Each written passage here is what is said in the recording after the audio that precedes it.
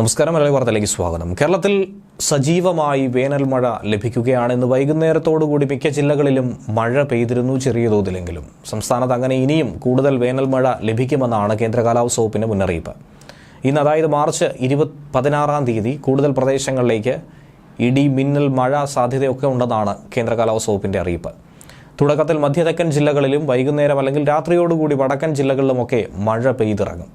തുടർന്നുള്ള ദിവസങ്ങളിലും പലയിടങ്ങളിലായി ഉച്ചയ്ക്ക് ശേഷമോ രാത്രിയോടോ മഴ പെയ്തേക്കുമെന്നാണ് അറിയാൻ കഴിയുന്നത്. മാർച്ച് 20 വരെ പല ജില്ലകളിലും വേനൽ മഴയ്ക്ക് സാധ്യതയുണ്ട്.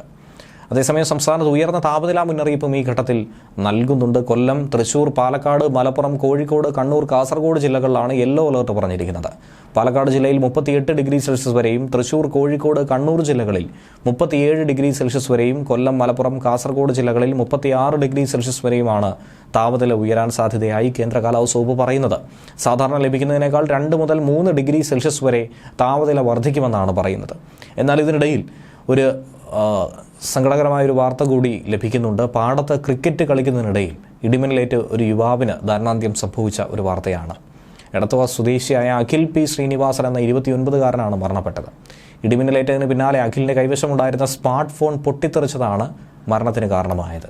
അഖിലിനൊപ്പം കളിക്കുകയായിരുന്ന സുഹൃത്ത് ശരണിനും സാരമായ പരിക്ക് സംഭവിച്ചു. എന്നാൽ ഇയാളുടെ പരിക്ക് ഗുരുതരമല്ല എന്നാണ് നിലവിൽ ലഭിക്കുന്ന വിവരം. വെൽഡിംഗ് ജോലിക്കാരനായിരുന്ന അഖിൽ ചുണ്ടൻ വള്ളത്തിൻ്റെ പണിയും ചെയ്യുമായിരുന്നു. ഞായറാഴ്ച വൈകുന്നേരം 3:30 മണിയോടെയാണ് ഈ സംഭവം ഉണ്ടായത്. പാടത്ത് കൂട്ടുകാർക്കൊപ്പം ക്രിക്കറ്റ് കളിക്കുകയായിരുന്നു അഖിൽ. ഫീൽഡ് ചെയ്യുന്നതിനിടയിൽ ഫോണിൽ കോൾ വന്നു. ഫോൺ റിങ് ചെയ്യുന്നത് കേട്ട് അറ്റൻഡ് ചെയ്ത് സംസാരിക്കുമ്പോഴായിരുന്നു ശക്തമായ മിന്നലുണ്ടായി ഫോൺ പൊട്ടിത്തെറിച്ചത്. അഖിലിൻ്റെ ചെവിയുടെ ഭാഗത്തും തലയുടെയും നെഞ്ചിൻ്റെയും ഭാഗത്തും ഗുരുതരമായി പൊള്ളലേറ്റു. ആലപ്പുഴ മെഡിക്കൽ കോളേജ് ആശുപത്രിയിലേക്ക് കൊണ്ടുപോയെങ്കിലും അതിനുള്ളിൽ മരണപ്പെടുകയായിരുന്നു. ജീവൻ രക്ഷിക്കാനായി സാധിച്ചില്ല.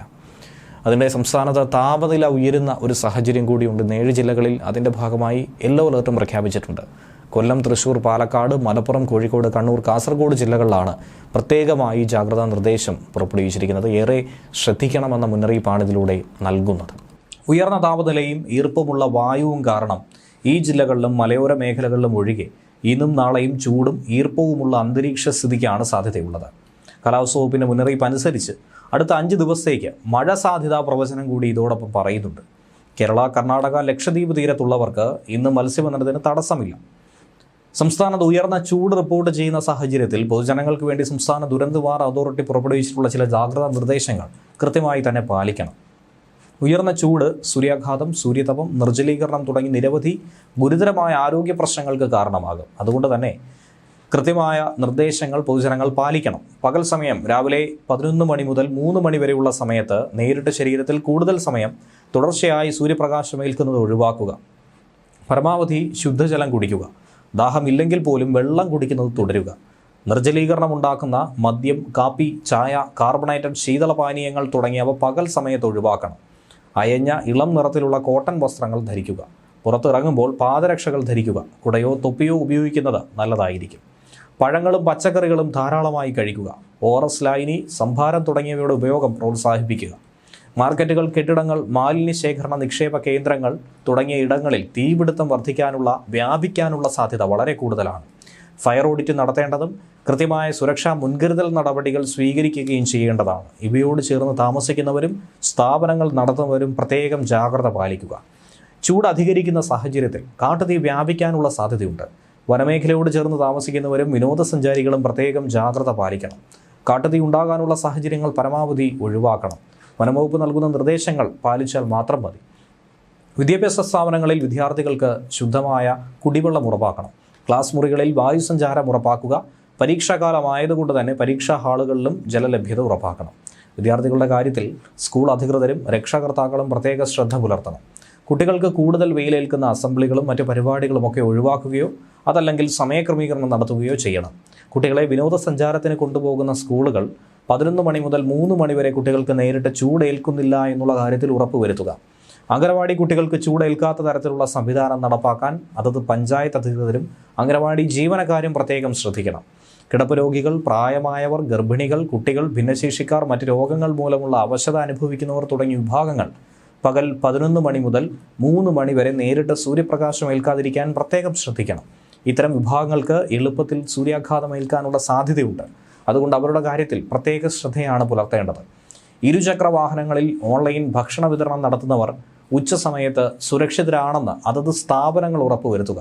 അവർക്ക് ചൂടേൽക്കാതിരിക്കാൻ ഉതകുന്ന രീതിയിലുള്ള വസ്ത്രധാരണം നടത്താൻ നിർദ്ദേശം നൽകുക. ആവശ്യമെങ്കിൽ യാത്രക്കിടയിൽ അല്പസമയം വിശ്രമിക്കാനുള്ള അനുവാദവും കൊടുക്കണം. മാധ്യമപ്രവർത്തകരും പോലീസ് ഉദ്യോഗസ്ഥരും ഈ പകൽ സമയത്ത് കുടകൾ ഉപയോഗിക്കുക. നേരിട്ട് വെയിലേൽക്കാതിരിക്കാനുള്ള ശ്രദ്ധ പ്രത്യേകം ചെലുത്തുക. ജോലിയിൽ ഏർപ്പെട്ടിരിക്കുന്ന ഉദ്യോഗസ്ഥർക്ക് കുടിവെള്ളം നൽകി നിർജ്ജലീകരണം തടയാൻ സഹായിക്കണം. പൊതുപരിപാടികൾ, സമ്മേളനങ്ങൾ എന്നിവ നടത്തുമ്പോൾ പങ്കെടുക്കുന്നവർക്ക് ആവശ്യമായ കുടിവെള്ളം, തണൽ എന്നിവ ലഭ്യമാണെന്ന് സംഘാടകരാണ് ഉറപ്പുവരുത്തേണ്ടത്. പകൽ സമയങ്ങളിൽ 11 മുതൽ 3 മണി വരെയുള്ള സമയങ്ങളിൽ കഴിവതും സമ്മേളനം ഒഴിവാക്കണം. യാത്രയിൽ ഏർപ്പെടുന്നവർ ആവശ്യമായ വിശ്രമത്തോടെയാണ് യാത്ര ചെയ്യേണ്ടത്. നല്ലത് കയ്യിൽ വെള്ളം കരുതുക. നിർമ്മാണ തൊഴിലാളികൾ, കർഷക തൊഴിലാളികൾ, വഴിയോര കച്ചവടക്കാർ, മറ്റേതെങ്കിലും കാഠിന്യമുള്ള ജോലിയിൽ ഏർപ്പെടുന്നവർ എന്നിവർ ജോലി സമയം കൃത്യമായി തന്നെ ക്രമീകരിക്കണം. ജോലിയിൽ ആവശ്യമായ വിശ്രമവും ഇതോടൊപ്പം തന്നെ ഉറപ്പുവരുത്തുക. വെയിലിൽ കന്നുകാലികളെ മേയാൻ വിടുന്നതും മറ്റു വളർത്തുമൃഗങ്ങളെ വെയിലത്ത് കെട്ടിയിടുന്നതുമൊക്കെ ഒഴിവാക്കണം. മൃഗങ്ങൾക്കും പക്ഷികൾക്കും ജലലഭ്യത ഉറപ്പാക്കുക. കുട്ടികളെയോ വളർത്തുമൃഗങ്ങളെയോ പാർക്ക് ചെയ്ത വാഹനങ്ങളിൽ ഇരുത്തി ഒരിക്കലും പോകരുത്. ജലം പാഴാക്കാതെ ഉപയോഗിക്കാനും മഴ ലഭിക്കുമ്പോൾ പരമാവധി ജലം സംഭരിക്കാനുമുള്ള നടപടിയും സ്വീകരിക്കണം. നിർജ്ജലീകരണം തടയാൻ വേണ്ടി എപ്പോഴും ഒരു ചെറിയ കുപ്പിയിൽ കുടിവെള്ളം കരുതുക. അസ്വസ്ഥതകൾ എപ്പോഴെങ്കിലും അനുഭവപ്പെട്ടാൽ ഉടൻ തന്നെ വിശ്രമിക്കുക. വൈദ്യസഹായം തേടുക.